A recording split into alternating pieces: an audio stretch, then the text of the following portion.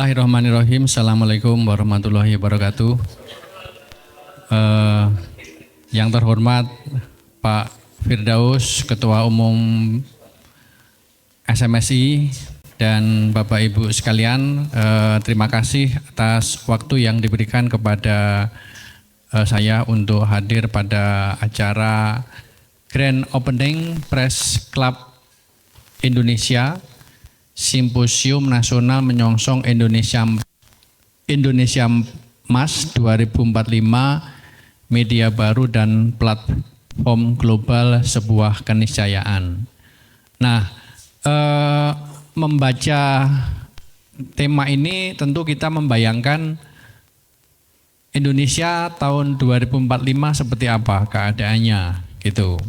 Atau lebih spesifik lagi, kira-kira keadaan pers media massa Indonesia tahun 2045 seperti apa gitu. Nah, kita kan kira-kira membayangkan seperti itu. Apakah masih seperti sekarang atau lebih baik? Dewan Pers masih adakah gitu kan? SMSI masih adakah? PWI masih adakah, dan seterusnya gitu. Jadi 2045 itu kan kira-kira 20 tahun lagi. Nah, kira-kira 20 tahun lagi itu kita seperti apa, teman-teman? Gitu. Nah, sementara bahkan media massa itu membayangkan 2 tahun lagi, 3 tahun lagi, itu pun sudah penuh dengan apa, Mas? Ya, gitu. Jangankan ngomong 2 tahun lagi, 2 bulan lagi seperti apa gitu. Nah, jadi tantangannya semakin kompleks dan semakin sulit untuk diperkirakan. Tapi yang jelas kalau kita bicara tentang situasi hari ini, bagaimana keadaan media di Indonesia hari ini, saya semakin hari semakin ingin menghindar ketemu dengan pemilik media atau ketemu dengan teman-teman pemimpin redaksi gitu ya. Saya ingin menghindar, kenapa? Saya sedih karena ceritanya nggak ada cerita yang baik gitu ya. Ceritanya tidak ada cerita yang menggembirakan. Semuanya berkeluh kesah. Semuanya berkeluh kesah. Saya punya teman di sebuah perusahaan media besar gitu ya. Perusahaan media televisi yang dianggap paling stabil selama ini. Nah, saya rutin bertemu dengan teman saya ini dan dia bilang dia sedih. Akhir tahun itu harusnya adalah waktu yang menyenangkan. Menghitung revenue-nya berapa, menghitung keuntungan berapa, menghitung bonus yang mau dibagikan kepada karyawan berapa gitu. Tetapi sejak Oktober yang lalu, teman saya itu berkeluh kesah setiap minggu, setiap 2 minggu, yang dia pikirkan, yang dia tugaskan ke dia dari atasan adalah tolong dihitung kira-kira berapa orang lagi yang bisa kita lay off gitu. Jadi ceritanya selalu begitu.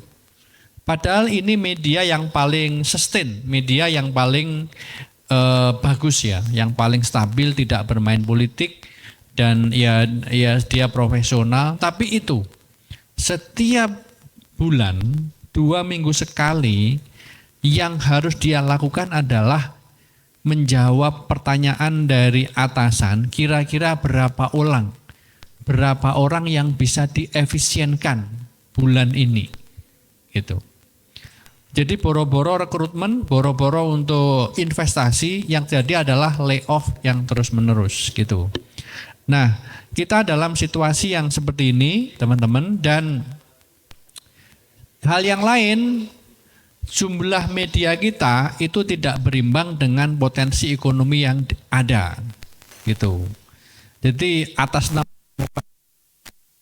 pendirikan gitu kan, atas nama demokrasi tidak perlu peduli ekonominya seperti apa Indonesia, setiap tahun Dewan Pers meloloskan sekian puluh bahkan mungkin sekian ratus media baru. Gitu. Tidak peduli ya potensi ekonominya seperti apa. Gitu ya. Setiap tahun Dewan Pers harus meloloskan. Gitu. Nah, jadi situasinya juga jenuh sebenarnya ya. Jumlah media terlalu banyak, tidak berimbang dengan potensi ekonomi yang diperebutkan. Gitu. Dan tidak ada ceritanya di Indonesia itu media itu disarankan untuk merger karena potensi ekonominya tidak terbatas, itu tidak ada ceritanya. Pokoknya dibebaskan aja. Gitu. Nah, situasinya seperti itu, teman-teman. Nah, kira-kira apa yang harus dilakukan? Nah, ini memang bukan hal yang mudah untuk dibicarakan, tetapi ya ini tanggung jawab kita bersama, tanggung jawab SMSC, dan tanggung jawab komite publisher right. Nah, salah satu peluang yang ada sebenarnya terkait dengan komite, Mas, terkait dengan komite, terkait dengan Perpres publisher right, yaitu bagaimana kita menangani problem yang disebut sebagai incentive misalignment. Jadi ketidakadilan pembagian insentif antara platform pengembang kecerdasan buatan dengan massa. Gitu. Sederhananya begini teman-teman, AI, ChatGPT dan lain-lain itu semakin canggih, semakin cerdas kalau data yang dia dijadikan pelatihan adalah data yang baik. Data yang bagus itu. Nah, data pelatihan untuk AI itu dari mana? Satu, dari percakapan media sosial. Dua, dari konten-konten yang dibuat melalui AI sendiri, gitu kan? Yang ketiga, dari pemberitaan media massa. Pilihannya tiga itu ya. Jadi konten media sosial, konten yang dibuat oleh AI sendiri, jadi AI itu belajar dari konten yang dia buat sendiri, dan yang ketiga adalah konten media massa, gitu. Dari yang tiga ini, dua sikapnya poisoning, sifatnya meracuni. Jadi kalau AI itu dilatih dengan konten itu, dia semakin tidak cerdas, untuk tidak mengatakan semakin bodoh, gitu ya. Nah, agar AI itu tidak semakin bodoh, jawabnya semakin pinter, dia membutuhkan konten yang ketiga, yaitu konten milik media massa. Gitu. Jadi makanya kalau kita melihat platform-platform global sekarang sudah cukup lama mengubah algoritma distribusi kontennya yang mendorong kita untuk membuat konten orisinal, ya kan? Konten orisinal sekarang kan paradigmanya kan, itu sebenarnya dalam rangka untuk mendapatkan makanan bergizi gratis untuk mengembangkan konten-konten AI itu. Karena kalau yang diolah itu adalah konten media sosial atau konten buatan AI, AI-nya nggak semakin cerdas. Tapi kalau diolah untuk pembelajaran mesin AI adalah konten media massa, kontennya lebih bagus, dan AI-nya juga semakin cerdas. Gitu. Nah, pertanyaannya adalah, apakah kita akan terus membiarkan konten-konten kita itu menjadi makanan bergizi gratis untuk platform-platform pengembang AI? Itu pertanyaannya. Nah, jadi ini ibaratnya nutrisi bergizi ya. Konten orisinal itu nutrisi bergizi yang dibutuhkan ChatGPT, Gemini, DeepSeek dan lain-lain agar bisa membuat AI yang lebih cerdas. Nah, ini nutrisi bergizi, makanan bergizi. Pertanyaannya adalah, kita mau gratiskan terus-menerus atau kita menuntut ini tidak boleh gratis? Itu yang disebut sebagai insentif misalignment, ketidakadilan pembagian insentif antara pihak yang memproduksi konten orisinal dengan pihak yang memanfaatkan konten ini untuk pengembangan AI gitu. Maka tantangan ke depan menurut saya bagaimana menggunakan Perpres Publisher Right itu untuk menuntut keadilan pembagian insentif kepada platform pengembang AI.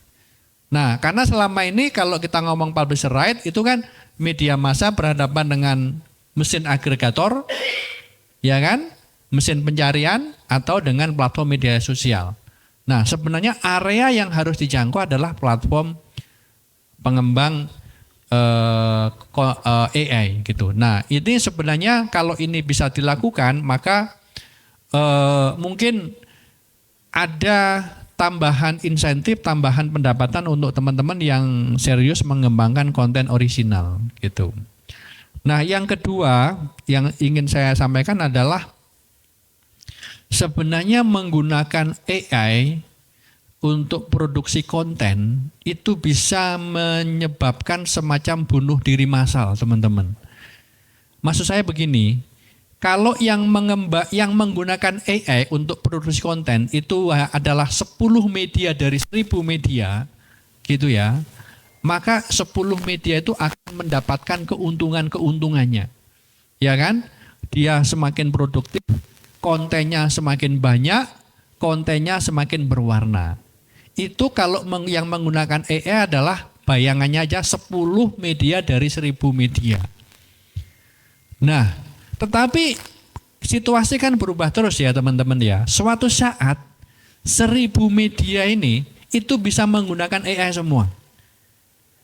Katakanlah kalau 1000 semua nggak mungkin ya. Mungkin 900 media dari 1000 media itu bisa menggunakan AI untuk produksi konten.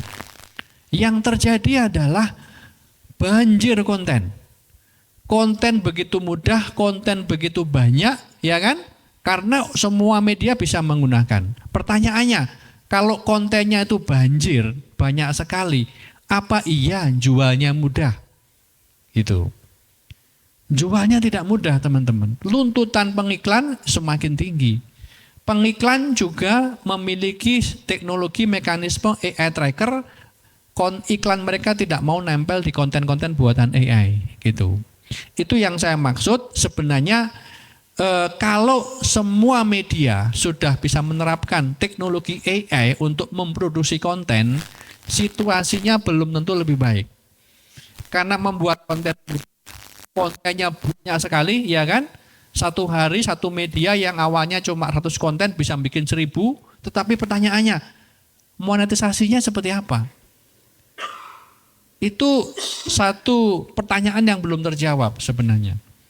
Pertanyaannya adalah, jualnya gimana, iklannya di mana, gitu. Nah, dalam konteks itu saya sendiri juga nggak punya jawaban, tetapi terus terang saya berpikir ini kira-kira media massa di Indonesia, baik yang bergabung dengan SMSI maupun yang lain, kira-kira 2 tahun lagi seperti apa ya? Mungkin 2045 terlalu jauh ya, ini. Mungkin 2045 saya juga sudah meninggal dunia mungkin ya. Mas Firdaus sih panjang umur kayaknya. Nah, itu seperti apa? Tapi bayangin teman-teman, jangan tekan 2045, membayangkan 3-2 tahun lagi aja kita nggak bisa ya berimajinasi kira-kira seperti apa. Itu. Nah, tetapi ya itu tadi, kalau kita mampu menjawab pertanyaan-pertanyaan yang muncul, insentif misalignment, bagaimana publisher right itu digunakan untuk konteks yang lebih luas berhadapan dengan platform AI, sebenarnya ada potensi-potensi untuk digarap. Gitu. Nah, saya kira itu sekedar tambahan untuk diskusi kita hari ini, mudah-mudahan bermanfaat buat teman-teman. Terima kasih. Assalamualaikum warahmatullahi wabarakatuh. Terima kasih Pak Agus. Jadi tadi kalau kata Pak Agus bilang 3 tahun aja belum kebayang kita mau gimana 20 tahun lagi. Tapi yang kita sama-sama percaya, media boleh mati nggak? Mama kali, media boleh mati nggak? Gak akan pernah mati, oke? Jadi apapun bentuknya nanti 20 tahun lagi media pasti masih ada. Tepuk tangan dulu untuk kita semua.